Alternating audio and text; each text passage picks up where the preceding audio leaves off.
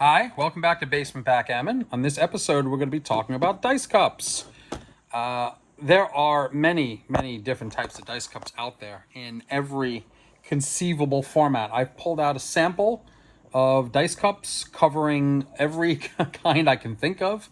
And we're just going to go through them just a little bit, just so you can see the benefits and the positives of some or the other. But like most things in backgammon, dice cups are a matter of preference. They're also a matter of practicality. Manufacturers include dice cups for the purpose of throwing dice, of course, but they're also included in the factor that makes sense for the board. So when backgammon first was becoming popular in the 20s and 30s, boards were very thin. They didn't include dice cups, or when they did include dice cups, they included roll-up cups, which I can't believe I didn't even think of including a roll-up cup in my list here, but here's a roll-up cup right here. The benefit of the roll-up cup for a thin board, as you can imagine, is that it stored flat, and then listen to me, I'm such a computer person. The player would roll them up and snap them in place, and this piece on the bottom would become the bottom, and then you could use them. And this was the standard for a long time. And then as Arthur Popper became more, the Arthur Popper format became more common. The Arthur Popper format he patented in the 30s. Checkers and dice and cubes were included as storage. They still used flat cups, and then at some point somebody said, if we make the case bigger, we can store cups that are already rolled up on the side, and then they could be rigid cups and not flat cups.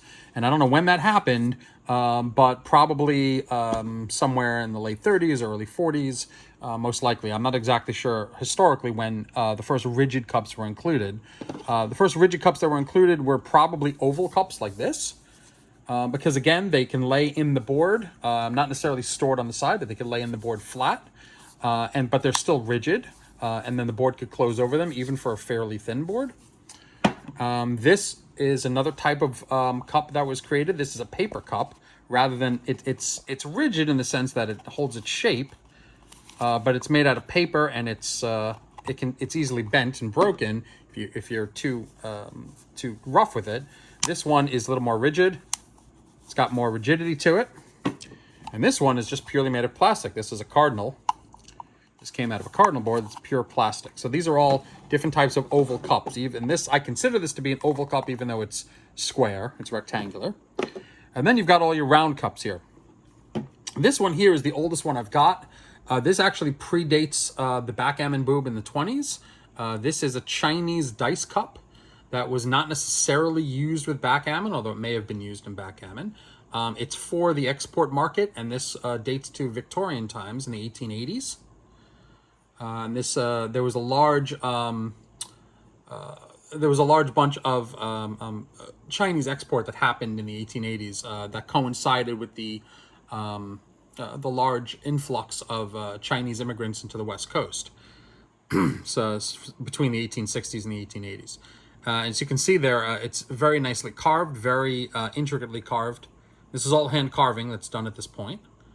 So I got this from an auction in Europe. It's very small, and dice at those time period were fairly small.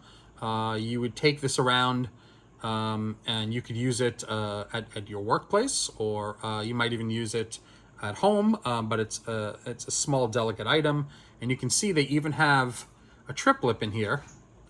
There are ridges in there that act to interrupt the flow of the dice as they're coming out of the cup, which is a pretty common feature of dice cups. Then you've got your leather cups, which are rigid but have no triplet whatsoever. This is a leather cup which has a triplet inside, and all they do is they fold the leather over the side to make a rudimentary triplet. These are not particularly well made, but they're fine for what they are. This is a much better made leather cup. You see it's got a nice leather base. It's got a triplet inside, a proper triplet, and very high quality. These are generally made for tabletop boards. So a company like Chris Lloyd would have sold this with their tabletop boards. I don't know if Chris Lloyd sold this exact model, or if they sold, or if other manufacturers that made tabletops sold this. but this would have been in a larger format board, usually in a tabletop. Same thing with this. This is an all wood cup that looks like it belongs. It looks like it's a cup for a Viking, and it's got a triplet as well. Very heavy. I've got all of these. I have in pairs. I just didn't bring out the pairs because it didn't seem necessary to do that for this video. And then you've got this crappy little one. This is a more modern one that I got in a little Chinese board. So you can see they can be really, really bad at some point. Don't buy the really, really cheap Chinese boards. This is what you get. Terrible. There's a whole story around this, but I'll get to that another time. And then you got your more modern cups. So you got Chris Lloyd for years made these plastic cups with their name on them. They came in all sorts of different colors, including swirl patterns. Don't let anyone ever tell you that these were made of Bakelite. Chris Lloyd did not make a Bakelite that has their name emblazoned in the bottom.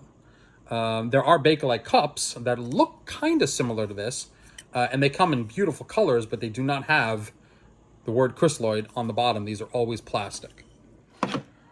This is a Bakelite cup. This is a real Bakelite cup in yellow and brown swirl. It's gorgeous.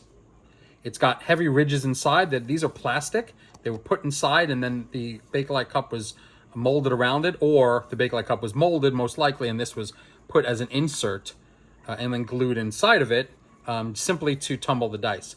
These larger format cups also come without the ridges. I've seen them without the ridges as well. These are the smaller format Bakelite cups. These are real Bakelite as well. You see, no Chris Lloyd on the bottom. This is the larger 3-inch model, and then they have a 2 1/4-inch model as well. Sometimes they come without anything inside of it. Sometimes they come with felt inside of it. Sometimes the older ones came with felt. Sometimes they came with cork. This one has cork when the cork's all kind of coming away. It's likely this may have come with cork too, and just at some point just all faded away over the years. They rot. This is a black Bakelite cup in a larger format, closer to the yellow one here. But you can see there's no ridge inside of it. It's just pure black the whole way around. This is an interesting one. I've never seen one like this. This is a one-off that I got recently. And then this is a cup that was made in France, and someone's gonna have to keep me honest. I forget who sold these. They were pretty popular for a while.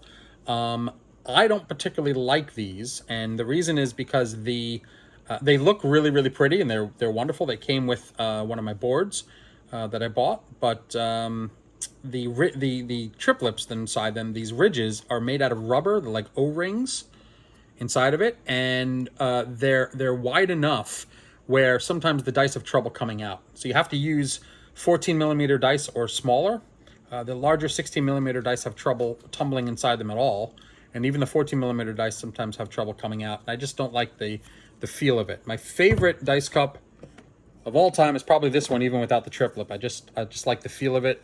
It's quite good, and there are others as well. The Bakelite dice cups are nice, don't get me wrong. The problem with the Bakelite dice cups is the sound. That's why they're a lot of people glued, and manufacturers too, glued cork inside of it, because they're quite loud, because they're the hard plastic. Anyway, I hope you enjoyed this little look into different types of cups. There's another type of cup that is becoming more common these days, and it's not a cup at all. It's the dice tumbler, the scrambler, whatever you want to call this thing. The baffle box is what most people call it. And I'll do a whole other video of different baffle boxes. These two things right here, believe it or not, this is not a dice cup. This is a baffle box. So these are two different examples of baffle boxes, and there are others as well. And I will go into the pros and cons of them in another video. Anyway, I hope you enjoyed this this is a little video about dice cups and a little bit of the history. And I hope to see you again soon. Thanks.